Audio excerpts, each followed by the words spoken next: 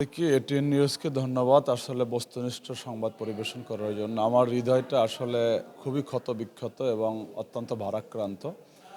আমার নেতাকর্মীদের একটাই অন্যায়। এরা আসলে আমাদের যাদেরকে মারা হয়েছে এরা আসলে ইউনিয়নেরও কোনো ভাইটাল দায়িত্বও না। শুধু একটাই তারা হাত পাখাকে ভালোবাসে, পিশাব চরমোনাইকে ভালোবাসে।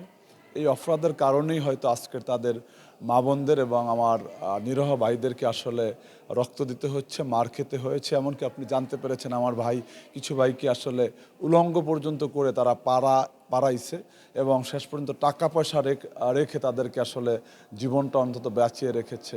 এরপরও এদের একমাত্র কারণ আমি যতটুকু মনে করি এই হাত পাখায় ভোট দেওয়া, পিশাব চরমোনাইকে ভালোবাসা, কেওড়াবুনিয়াকে ভালোবাসা। সেকেন্ড যে প্রশ্নটা করেছেন আসলে আমরা আইনি পদক্ষেপে অবশ্যই আমাদের ডকুমেন্টারি সব কিছু আছে, আমরা আইনি পদক্ষেপে যাব। যারা এই কাজগুলো করেছে অনেকেই চিহ্নিত রয়েছে, আমরা আমাদের বিভিন্ন কারণে এটা গোপন রাখছি। আমরা পরবর্তীতে আইনগতভাবে ব্যবস্থা নেব। এমপি মহোদয় আমাকে রেড সিগন্যাল দিলে গ্রিন সিগন্যাল দিলে উনি বললেই আমরা আইনগত পদক্ষেপ নিব। উনি বলেছেন এসপি মহোদয়ের সাথে কথা বলেছেন, ডিসি মহোদয়ের কথা বলেছেন, তাকে আশ্বস্ত করেছেন যে উদ্বুদ্ধ পরিস্থিতি আপনি একটু শান্ত থাকুন, আমরা এটা ফয়সালা করে দেব। যদি আমরা ন্যায্য আমাদের যেটাকে বলে ফয়সালা পাই বা বিচার পাই তাহলে হয়তো এমপি মহোদয় এবং বিজ্ঞ জেলা প্রশাসক এবং ডিসি মহোদয়ের অনুরোধক্রমে হয়তো আমরা সামনে আর আগাবো না। আর যদি আমরা সঠিক না পাই তাহলে হয়তো আমি আমার নেতাকর্মী যারা রয়েছে তারা শুধু আমার একটি আদেশের অপেক্ষায় রয়েছে।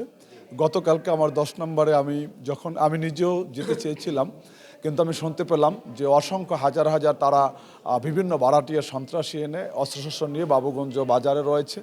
আমি দেশের প্রতি মমত্ব রেখে আমার দলের আদর্শকে ঠিক রাখার জন্য এমপি মহোদয়ের অনুরোধে এবং ডিসিএসপি মহোদয় বলেছেন, এই সব কিছু মিলে আমি তখন ওখান থেকে অর্ধেক পথ গিয়ে ফিরে আসি। আমি ফিরে আসার ছেলে না, আমি ওমরের উত্তরসূরি, ফজলুল করিম এবং ফয়জুল করিমের উত্তরসূরি, আব্দুর রশিদের রুহানি সন্তান। আমি আমার জায়গা থেকে আমি শহীদ হতে পারি, আমি বাতিলের সাথে কখনোই মাথা নত করি না এবং করবও না।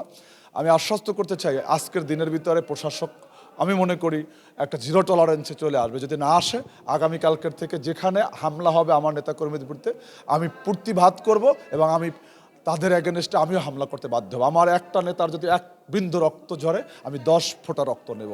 আমার একজন যদি শহীদ হয় আমি 10টা বাতিলকে মেরে ফেলবো ইনশাআল্লাহ। আর যদি প্রশাসন সুন্দর সুষ্ঠু একটি পরিবেশ দেয়, যেহেতু বাংলাদেশের এখন যারা রয়েছে, যারা সরকার গঠন করেছে তাদের অভিজ্ঞতা রয়েছে, তার বাবা রাষ্ট্র চালিয়েছে, তার মা রাষ্ট্র চালিয়েছেন, উনি একজন যোগ্য সন্তান। আমি মনে করি একটি মাত্র আসন ইসলামী আন্দোলনের, এটার প্রতি তারা সম্মান রাখবে, শ্রদ্ধা রাখবেন।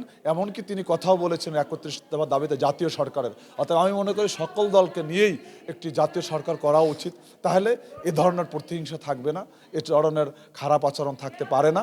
অতএব আমি তারেক রহমানকে বলবো সকল দলকে নিয়ে একটি জাতীয় সরকার করেন, যাতে আগামী 5 বছর যদি সুন্দর সুষ্ঠুভাবে দেশ চালাতে হয় তাহলে জাতীয় সরকারের বিকল্প নাই বললেই চলে। তারপরও তাদের দৃষ্টিভঙ্গিতে তারা যা করবে আলহামদুলিল্লাহ। কিন্তু আমরা চাই আমাদের এই একটি আসনের প্রতি সারা বাংলাদেশের মধ্যে আমাদের ভোটার কিন্তু আপনি দেখে অবাক হবেন, আমরা প্রায় মূল কাস্টিংয়ের 10% ভোট পেয়েছি এবং প্রায় 1 কোটির মতো 7 লক্ষ সামথিং ভোট কাস্টিং হয়েছে, তাতে 7 কোটি সামথিং, তাতে 1 কোটি ভোট পেয়েছি আমরা। হয়তো আমরা আসন ভিত্তিকে আসলে পেয়েছি একটা, যদি এটা পিআর যেটা আমাদের দাবি ছিল তাতে কিন্তু আমরা প্রায় 30-35টি সিটের আমরা দাবিদার ছিলাম এককভাবে, এবং ইসলামী আন্দোলনই শুধু এককভাবে নির্বাচন করেছে, আর তা কিন্তু সবাই কিন্তু জোটবদ্ধ নির্বাচন করেছে। অতএব আমি আমার নেতাকর্মীদের প্রতি আর যেন সামনে একটুকু না আগায়, এবং যদি আগায় তাহলে আমিও আইনকে শ্রদ্ধা করি, সামনে আগাতে চাই। তারপরও আইন যেখানে ব্যাহত হবে সেখানে আমার নেতাকর্মী তো মার খেতে পারে না,